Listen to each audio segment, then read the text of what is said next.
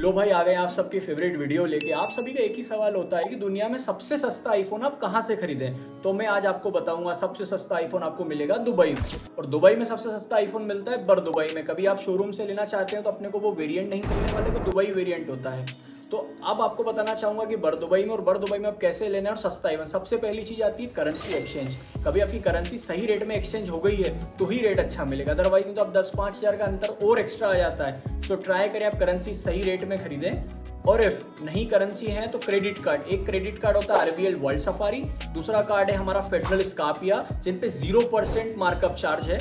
3% charge वो जरूर लगेगा आपको जब आप दुबई में कहीं कार्ड स्वैप करेंगे। बर दुबई में हर आदमी आपसे 3% चार्ज लेगा, बट जब करेंसी और उन दोनों को कंपेयर करेंगे तो और ये सस्ता है। सो गो फॉर इट। फिर भी कभी आपके पास कैश हो तो लेके जाइए आप, मतलब आपका कन्वर्ट करा हुआ धर्म, और कितना भी लो कोई दिक्कत नहीं है। मतलब आप 5-10 लाख भी ले जाते हैं, बट वैलिड तरीके से, जेन्युइन तरीके से ले जाए, कहीं भी इलीगल तरीके से ना कुछ करें तो गलत होगा। ठीक, अब हम इसके बाद आपको बताना चाहेंगे कि आईफोन में होते हैं 3 वेरिएंट। लेते टाइम को ध्यान रखना है। पहला वेरिएंट होता है US वेरिएंट, जापान और हांगकांग। और अब बात करते हैं US वेरिएंट की। US वेरिएंट होता है सबसे सस्ता, जिसमें दोनों होती है ई सिम। जापान वेरिएंट होता है इंडियन वेरिएंट जैसा, इसमें एक होती है ई सिम और एक होता है फिजिकल सिम। फिर होता है हांगकांग मॉडल। हांगकांग मॉडल में दोनों फिजिकल सिम, सबसे अच्छा होता है, मतलब बहुत ईजी टू यूज है।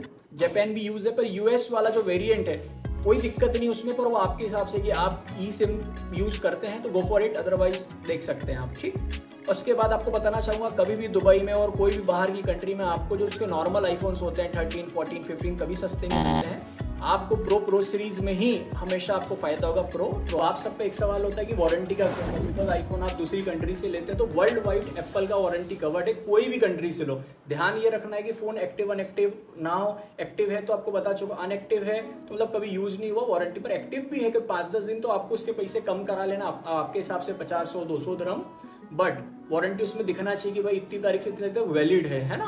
और एप्पल का खुद का वेबसाइट है एप्पल कवरेज, वहां जाओ, सीरियल नंबर डालो, अब नए फोन का सीरियल नंबर बाहर से देख के डाल के चेक कर सकते हैं।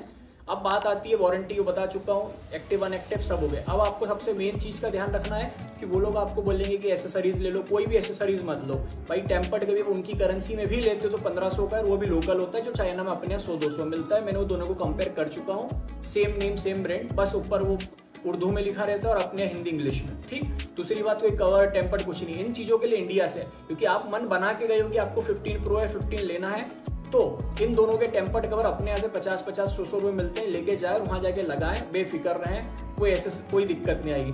अब सबसे एक और कीमती बात है भाई कि आपको वेट रिफंड का ध्यान रखना है। VAT refund is there only for tourist. जो दुबई में रह रहा है पहले से उसको नहीं मिलेगा, बट वेट रिफंड टूरिस्ट को मिलता है, जो कि 5% होता है, जो आप हमसे ही लेंगे। वो 4000 रुपए का आईफोन आया तो 4000 का 5% 200 रुपए उसमें इंक्लूड करके अपने से वो पहले ले लेगा 42 पूरे। फिर एक QR कोड होता है जो आपको बिल के पीछे चिपका दिया जाएगा, ग्रीन प्लैनेट करके एप्पल वहां पे चलता है। ठीक, उसका होने के बाद आपके साथ क्या होगा कि जब आप वहां से जाते QR कोड रहता है, उसको स्कैन करके देख लो कि प्रॉपर उनने वो सब चीजें चढ़ाई या नहीं चढ़ाई। दुकान, नाम, प्रोडक्ट दिखता है आपको विद प्राइस।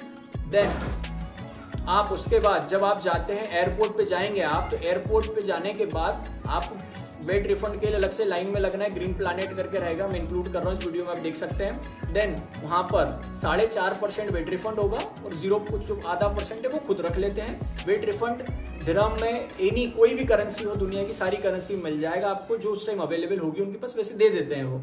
कभी भी अपने कार्ड में रिफंड ना लें।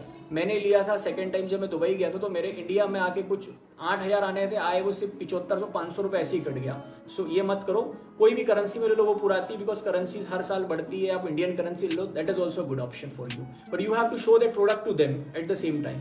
डब्बा, फोन सब दिखाना है, तो हमेशा हैंड बैगेज में ऐसी चीजें रखें तो आप सेफ रहोगे। ठीक, उसके बाद आपको इन चीज़ों का ध्यान। अब हम आते हैं कि भाई आपको कस्टम से कैसे बचना है, सब चीज़ों का कैसा चीज़ों का रहता है। देखो वैसा है कि कभी भी कोई लिमिट से ज़्यादा चीज़ें ना खरीदें। इलीगली तरीके से कुछ करोगे तो फिर उसमें तो आपको प्रॉब्लम होगी, और इंडियन जो कस्टम विभाग है वो तो इसी के लिए बैठा है, और वो क्यों ना बैठे आपके लिए। ठीक, तो लिमिट है 1-2 फोन की, उतनी ही लाएं, और फोन बेचने के हिसाब से ना सोचें, because you have to unbox that phone in Dubai only.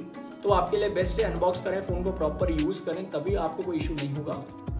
और आप इंडिया लाते हैं कोई तकलीफ नहीं है, यूज करके लाए, तो फोटो वीडियो आपकी होना चाहिए। ऐसा लगना नहीं चाहिए कि आप उसे बेचोगे। इफ यू ऐसा सोच के ला रहे हो तो पकड़ा जाओगे, और 40% टैक्स देना है, इंडियन वैल्यू के हिसाब से देना पड़ता है।